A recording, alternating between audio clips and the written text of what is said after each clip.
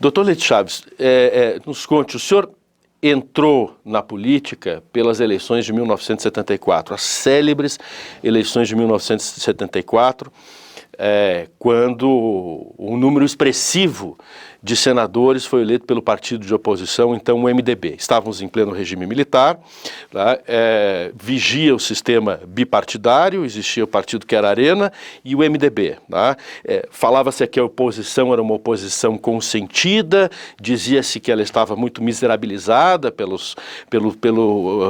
situação toda, quer dizer, de repressão, de cassações, etc., que haviam se estabelecido antes, e de repente há esse momento de retomada, né, no qual, né, se inscreve a sua trajetória, quer dizer, começa a inscrever a sua trajetória como político. Conta pra gente como foi essa eleição em 74 e como era o Congresso em 1975, 1976. Olhe, na realidade o MDB foi um movimento consentido, um movimento tolerado. Inclusive foi muito assim, de iniciativa também do Geisel. Dois generais, dois presidentes houve que salvaram esse regime, que salvaram o que eles chamam de Revolução Militar. Foi o Castelo Branco e o Geisel. O Geisel, por último, que pela sua determinação, ele criou condições para a abertura. Pelo que eu tenho conhecimento, ele inclusive escolheu o general Figueiredo com obrigação, com quase que juramento militar, de que ele se empenharia pela reabertura. E o Figueiredo cumpriu isso, até chegando até aquele modo muito particular em que ele dizia, se criarem dificuldade, eu quebro, eu arrebento. Então ele cumpriu. Mas o Geisel, né, tinha a consciência de que aquilo não podia continuar. O Frota queria ser sucessor e havia uns 3 ou 4 generais já na fila para a sucessão. O senhor teve um problema, né, com o general Frota, né? Conte para nós como foi isso. Foi em 1975, não foi? Ele quis lhe caçar, não é? A sucessão. Então, o Geisel não concordava com isso. Mas os militares saíram também em grande parte com a ideia de que voltariam.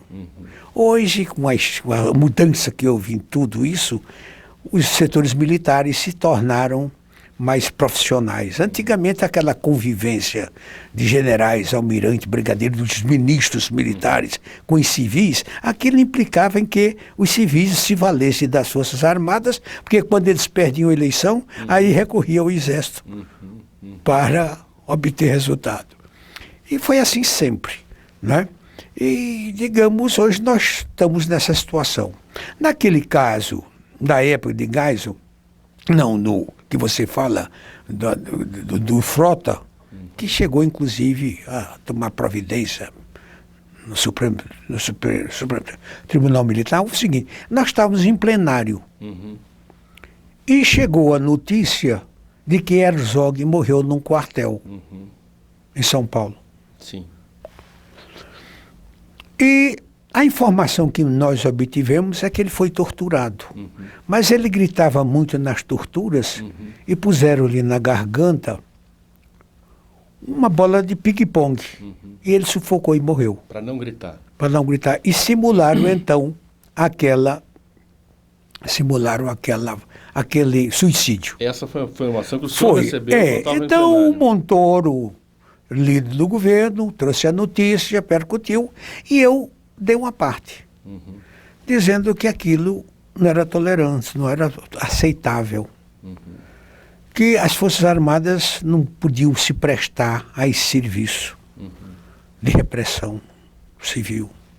Que, inclusive, na Alemanha, o próprio Hitler, quando teve que fazer serviço dessa natureza, ele criou uma corporação diferente. Vestiu até de negro para não confundir com as suas corporações. E nós, então, defendimos as Forças Armadas, né?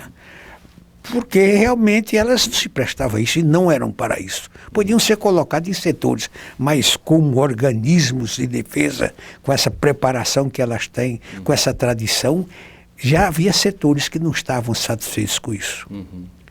Né? Então, essa é a parte veio ao conhecimento do Frota. Aí o Frota estava em choque com Geisel. Sobretudo numa reunião militar em que disseram que o Geisel estava abrindo demais e tal, que não era do sistema, e o Geisel bateu na mesa e disse: o único sistema que eu conheço é o decimal militar. Eu sei, é o sistema métrico decimal. E, digamos, em torno disso, o Geisel então demitiu o Frota lá e começou por ali. Frota conta essa história no livro dele, né? Ele menciona o senhor e menciona... Parece que Então, digamos, foi um instante assim muito difícil, porque depois de algum tempo eles já não queriam me caçar. Quer dizer, não chegaram a esse ponto, porque na época o líder era Petrônio Portela, o líder da Arena, e Petrônio era muito hábil, tinha muita autoridade dentro das próprias... em relação ao próprio Geisel. E ele resolveu, falou comigo. Eu digo, mas eu não disse que Geisel era Hitler, porque disseram que eu tinha dito que Geisel era Hitler, que eles inventaram. Eu disse, nunca disse isso, e eu estou disposto a fazer uma declaração esclarecendo. Aí tinha que fazer essa declaração. Mas durante o dia, o pessoal ficou esperando esse à parte, e o à parte ficou parecendo uma retratação. Então eu fui ao Montoro, eu digo, Montoro, você é líder do governo. É líder, aliás, é líder do nosso partido. Eu fiquei numa situação muito difícil. O que eu disser é como se fosse uma retratação. E outra coisa, se eu não fizer qualquer coisa de humilhação, aí eles podem me retratar, podem me destruir. Eu queria que você, no caso, desse um esclarecimento. Aí ele não quis, achou meio... Eu digo, Montoro, você não faz isso. Deixa a situação difícil, mas você não será reconduzido à liderança. Aí foi aí que apareceu o Brossard. Nós laçamos Paulo Brossard e Brossard foi o líder. Então foi um episódio muito importante. Se não houvesse aquele esclarecimento, aquela coisa toda, havia uma pressão muito grande sobre o Geisel. Porque o Geisel, então, eles queriam que o Geisel, no momento, desse uma satisfação, me caçando. Mas no segundo ponto já não era bastante a minha cassação. Eles queriam que o Geisel fosse forçado a fechar o Congresso. Viu? Aí o próprio ministro da Justiça, Armando Falcão, entrou na conversa, tudo, e foi uma situação muito difícil. E o Falcão chegou, quando saiu a parte, depois que foi retirado do Jornal Oficial, e saiu de novo, ninguém sabe por que influência, aí o Falcão telefonou, inclusive, para o Estado de São Paulo. Aí disse, olha, Mesquita, então não é para publicar a parte.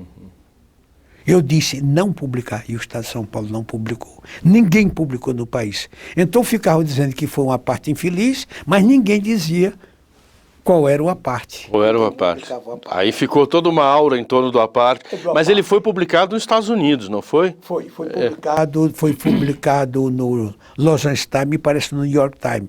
Então o que me impressionou aqui foi que antes, quando saiu o aparte publicado, né, no Diário Oficial, antes de chegarem os jornalistas do Brasil, já estava o Los Angeles Times, o New York Times. Eu fiquei impressionado, eu não conhecia a imprensa externa. Então eles sabiam antes de os brasileiros saberem disso. E como foi em 1986, aí já estamos dando um salto de 10 anos, né, a sua nomeação para Procurador-Geral da Justiça Militar? Foi por intermédio do presidente Sarney? Foi via o ministro Brossard? Vocês três eram amigos já nesse momento, né? Quer dizer, como se deu...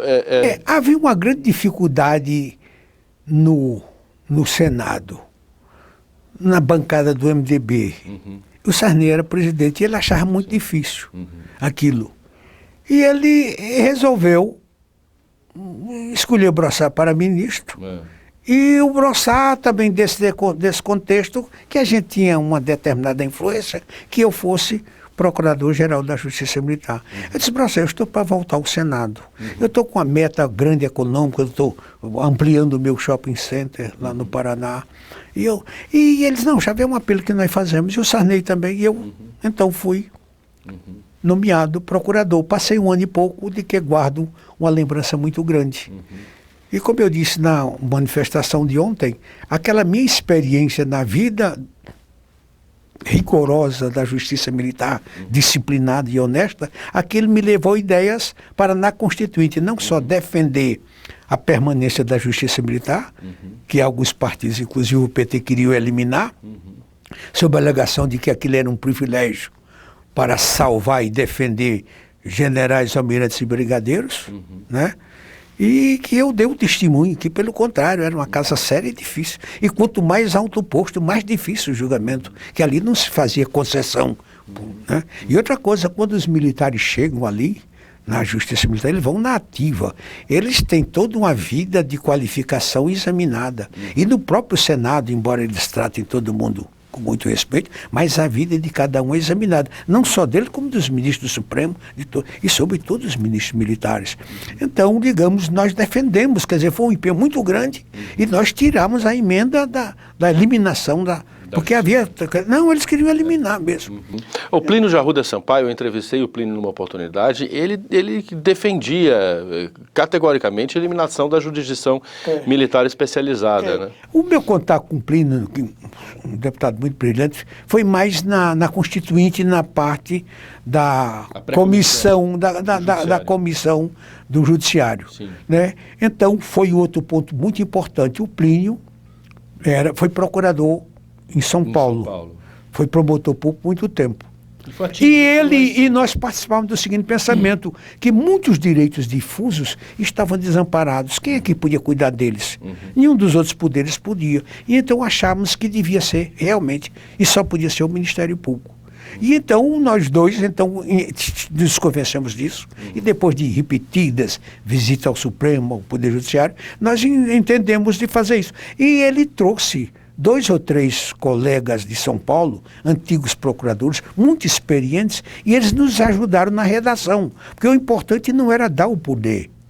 O importante é que esses poderes se contivessem na Constituição, de forma que eles pudessem ser expressivo, uma emanação espontânea da Constituição, e não alguma coisa solta, né, isolada, que pudesse ser supressa depois. Então esse foi o ponto muito alto disso. E com esse poder que os promotores passaram a ter, que nunca tiveram no passado, que fazia o que os chefes determinavam, então deu o Lava Jato. Quer dizer, com essa autonomia, o país está sendo passado a limpo. Não for essa autonomia, não é tanto dos juízes, é mais do Ministério Público. Não fora isso, e nós não estaríamos passando o país a limpo, porque a corrupção sempre existiu. Nós somos um país corrupto desde as caravelas. Sempre existiu isso. Agora, de um tempo para essa parte, a partir desse caso do Lava Jato, a coisa se organizou, adquiriu sistema, adquiriu vida autônoma, viu? Ela se organizou. Antigamente o empresário tirava, agora houve essa organização. E de forma que é um instante muito alto, e se isso continuar uma coisa muito importante, o país tem que atravessar, né? A corrupção destrói qualquer democracia, não é democracia em que possa conviver com a corrupção, sobretudo de forma sistêmica, como foi a nossa. Agora, é interessante porque na Constituinte o senhor defende firmemente a justiça militar. Isto foi um pouco depois do senhor ter desempenhado as funções de procurador-geral da justiça militar. Como foi, quer dizer, ter vindo da oposição ao regime militar e de repente ocupar esse cargo, né, tão importante, que durante todo o regime, né, estava associado, estava muito próximo, né, ao governo, né, tendo inclusive, quer dizer, em 64 o senhor foi atingido, né, o senhor ficou uns 60 dias preso no quartel, não foi? 15 dias. Embora não houvesse processo. E não houve processo, mas o senhor foi preso e tal. Porque lá no Paraná prenderam o que era prefeito ou qualquer pessoa que tivesse identificação com Souza Naves ou com pessoa de Getúlio, é prender prefeito, deputados, professores. Eu fui do... O senhor era advogado do banco, né, do sindicato dos bancários. Eu tive que aceitar durante um tempo, e eu defendia, não deixava que o sujeito fosse demitido facilmente. Tanto é que quando eu cheguei lá, eu era advogado do Banco do Brasil do Rio, e fui para passar uma temporada lá no Paraná. E eles me pediram que eu aceitasse aquele encargo, sob a alegação de que só o pessoal do Banco do Brasil podia ser presidente do sindicato, porque quando era eleito de quadros de outro banco, de banco privado, eles eram demitidos. Aí eu terminei aceitando, mas na condição de ser pela uma temporada. E eu cumpria, eles demitiam, não dava indenização, e nós fizemos isso. E, então isso foi pretexto para que, digamos, houvesse essa prisão. Essa prisão. Sem Tanto processo. é que quando eu perguntei lá depois ao coronel, eu digo, me diga uma coisa, o que é que existe contra mim? Que fez, essa contra o senhor não existe nada, existe contra o senhor um discurso que o senhor fez aqui dentro, pelo aniversário daquele irmão do ministro, né? E o irmão do ministro lá do Paraná, e digamos, e alguns coronéis viram essa coisa toda, e aquilo foi a única coisa que né? Mas na justiça militar, duas coisas houve, eu nem queria aceitar essa nomeação. Eu estava com outros encargos, porque ia voltar ao Senado, onde já tinha cumprido um mandato de 8 anos. E eu tinha outras atividades a cumprir, eu tinha feito um shopping center, estava ampliando.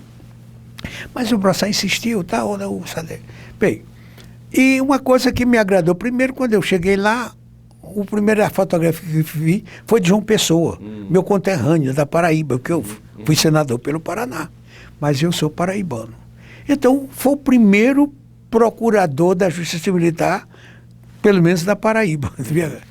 E depois, na Justiça, me senti muito tranquilo, né? Quer dizer, digamos, nunca sofri restrição, às vezes, condenação de coronéis, homens de vida muito interessante e tal, mas tinha problema de desvio, na verdade, desvio de conduta, assim, transexual, qualquer coisa, e você tinha que demitir, e você fazia acusação, né? E eu nunca sofri nada, quer dizer, me senti à vontade, amplamente à vontade. Quer dizer, digamos, não havia esse negócio do cara ser general, almirante, ser tratado negativo, eles firmes. Outra coisa que eu tomei conhecimento, você como procurador-geral, você exerce função que nem ministro tem nesse país. Você pode entrar em qualquer quartel, a qualquer hora, em qualquer lugar. Interpelar quem quer que seja. Você entrega a carteira e você entra. Nos quartéis do Exército, da Aeronáutica, da Marinha, mesmo naquela época, que já não havia tanta gente presa mais. Você entendeu? Você não encontra restrição. É um órgão muito importante. Tanto é que eu defendia no Senado como uma instância alta de preservação da democracia. Você pensou na anarquia do país? Então, digamos, um caso militar ser julgado um tribunal civil, com as normas que ele tem, seria muito difícil. Então, digamos, há um respeito terrível para aquela corte. Quer dizer, a disciplina aqui realmente funciona. A disciplina, a hierarquia, o sujeito aqui é preparado para a morte. Na verdade, se o sujeito está na frente de batalha, mesmo que sabendo que vai morrer, ele tem que avançar. E o pior é que o tribunal vai para a frente de batalha. Ele vai para a frente, porque se houver qualquer... Ele, inclusive, pode determinar a pena de morte. É o único tribunal. É o único tribunal, é a única coisa que a lei assegura. Em outra parte, não há isso. Então, é cercado, assim, de muita seriedade. Eu digo a você, então, eu fiquei, assim, depois com uma impressão muito positiva. Aquilo que determinadas massas pensam que é privilégio, é determinado engano, é uma vida de sacrifício. Agora, o senhor, uma última pergunta, acho que o nosso tempo já está... Esgotado. 20. O senhor, como procurador-geral da Justiça Militar, o senhor reabriu um dos casos mais rumorosos da história do país, né? Quer dizer, que foi a... Do Rubem Paiva. Isso. Foi exatamente. Como foi isso? O caso do Rubem era rumoroso, já tentaram abrir antes. Aí um dia chegou um procurador do Rio de Janeiro e disse que apareceu lá e fez uma confissão, um sujeito que assistiu ao caso. Quer dizer, quando o Rubem Paiva foi morto, né, foi morto e tal, e contou como foi a invenção, que levaram para uma parte do Rio de Janeiro e de lá sepultaram numa praia. Ele contou a pessoa que levou tudo isso. Mas apareceu a versão seguinte. A versão que apareceu lá é que os militares levaram Rubem Paiva para uma das cercanias do Rio, né? É ali perto de onde vão se desenvolver as Olimpíadas. Né? E a história foi essa, levaram o Rubem Paiva e estavam ouvindo sobre determinadas posições lá, locais, e nisso chegou um Volkswagen com 3 pessoas. E o Volkswagen sequestrou o Rubem Paiva e fugiu com ele e desapareceu. Então, na época, havia anistia militar. Essa foi a história oficial. A história oficial, contada. Que ele estaria sob guarda, sob os cuidados de agentes do Estado. Do Estado. E aí um Volkswagen com 3 pessoas dentro teria abordado o carro e teria fugido com ele. Então, você nem podia abrir o inquérito. Mas como é que foi possível a abertura do inquérito? Da seguinte forma, ora, ninguém estava sendo acusado. Quem é que o levou? Então, esse quem era não estava individualizado. Ninguém sabia quem era. E nós abrimos o inquérito para, então, descobrir qual foi o destino que lhe deram, né? Através do qual ele desapareceu. Então, essa foi a razão pelo qual teve o inquérito que ser requisitado e se conduziu até que esforços muito difíceis, né? Então, depois houve escavações na praia onde teria havido os ossos, e os ossos, alguns ossos foram encontrados. Depois ficou muito tempo lá no Instituto Médico Legal do Rio de Janeiro, e depois de muito tempo substituído por osso de gaivota, e esse negócio tomou outro rumo. Mas parece que a coisa teria sido exatamente nesse sentido, né? Então, o que há de diferente foi isso, quer dizer, nós abrimos porque a versão era aberta, quer dizer, você não era capaz de saber, porque se dissesse, olha, foram os militares que levaram, você não podia abrir o inquérito. Foram civis, quer dizer, então, eram indeterminadas pessoas. Mas a responsabilidade era do Estado, porque ele estaria sob guarda do Estado. Do Estado. Então, foi esse o motivo porque ele prosperou até determinado ponto e teve essa grande repercussão. O senhor encontrou muita resistência quando resolveu reabrir esse caso das instituições, sejam elas as militares ou o próprio Ministério Público Militar? Houve resistência interna? Não, depois de algum tempo, o próprio tribunal, quer dizer, alguns setores do tribunal, acharam que aquilo podia ser uma provocação, essa coisa toda assim, não é verdade? Eu, na época mesmo, eu queria, antes de fazer a requisição da abertura, eu queria fazer que os ministros tomassem conhecimento. Mas, digamos, na própria Procuradoria, isso pareceu uma renúncia à independência do nosso setor. Eu podia ter feito isso e era do meu desejo. E seria bem interessante, porque a coisa estava juridicamente muito adequada, muito bem posicionada. Né? Mas não houve, assim, resistência maior, nada. Né? Os próprios quartéis, os próprios regimes, eles aceitaram. Houve uma reação dos setores a quem aquilo poderia comprometer. Né? Mas, como corporação assim, não houve assim uma coisa ordenada, pensada, não houve isso. O senhor tentou reabrir também outros casos, como o Rio Centro? Não, o Rio Centro não. Ou o Herzog?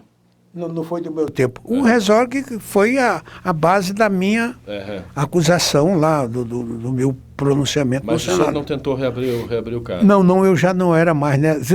Houve o caso, houve a denúncia, mas, digamos, o caso lá de Herzog, digamos, não era da nossa competência, não chegou a esse ponto, né? Ficou por lá. Foi arquivado também, né? Foi arquivado. Eu acho que não sei nem se a Procuradoria Militar lá de São Paulo chegou a tomar conhecimento disso, ou resolveram isso antes. Né? O caso ficou de tal gravidade, né? Porque então foi um choque, né? Quer dizer, direto entre Geisel.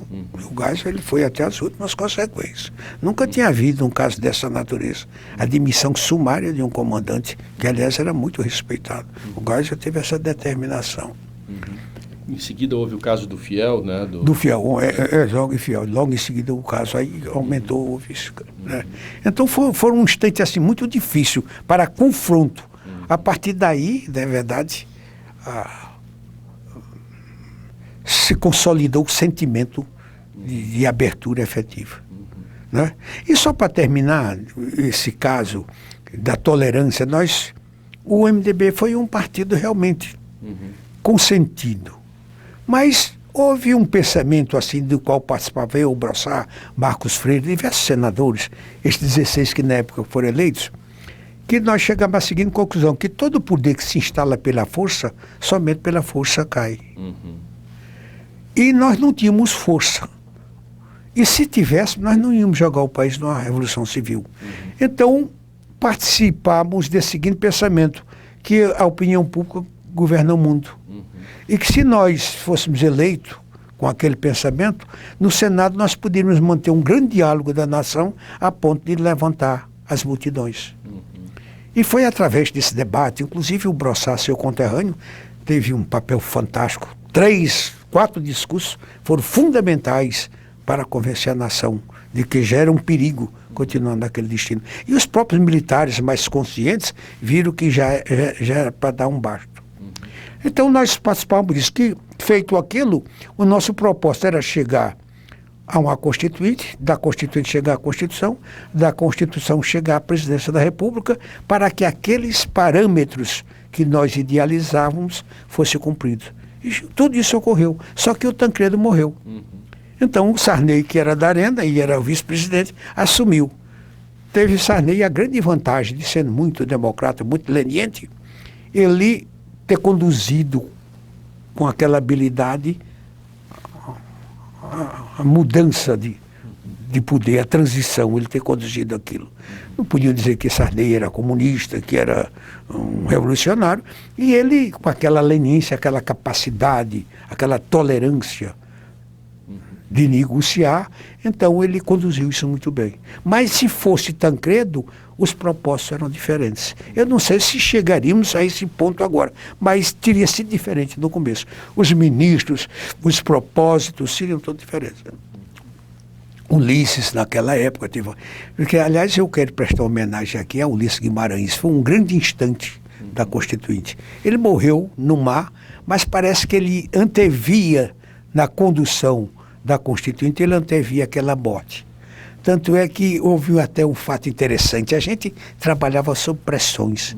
Multidões, era operário, empresário, padre, freira, homossexual, todo mundo presente fazendo pressão para que as emendas fossem aprovadas. E quando não era aquela reação. E, digamos, nós não podíamos fazer uma Constituição constitucional, porque as pressões eram tamanhas, se você não aprovasse uma emenda das partes sociais mais ativas, aí, digamos, a Constituição não andava. Então nós terminamos aprovando tudo aquilo para a Constituição sair, mas dando o poder de emendas, porque as emendas é que salvaram a Constituição. Tanto é que houve um fato interessante. Às 4 horas da manhã, Ulisses, presidente da Constituinte, foi aprovada uma emenda. Aí um deputado levantou a voz, pediu uma parte. Vossa Excelência, o presidente, permite uma parte? Aí, a pessoa disse, pois não. Ele disse, como é que Vossa Excelência interpreta essa emenda que acabou de ser aprovada? Aí o Ulisses pensou, disse, o senhor vai ao Supremo. Aqui a gente faz, eles que digam o que é que isso representa. Então ele foi um instante alto, foi de extrema importância na condução dessa Constituinte. Parece que ele reservou aquele momento para ser a última prestação de valia pública na vida dele. E logo depois ele morreu navegando no mar, que ele dizia sempre, navegar é preciso, morrer não é preciso. Então foi isso daí, essa coisa que eu tenho que lidar. Muito obrigado, então, Dr. Leite Chaves. A gente fica muito satisfeito modéstia, mas são pequenos pontos dessa natureza que às vezes resolvem problemas da história. É verdade, sim. E aí, muito obrigado.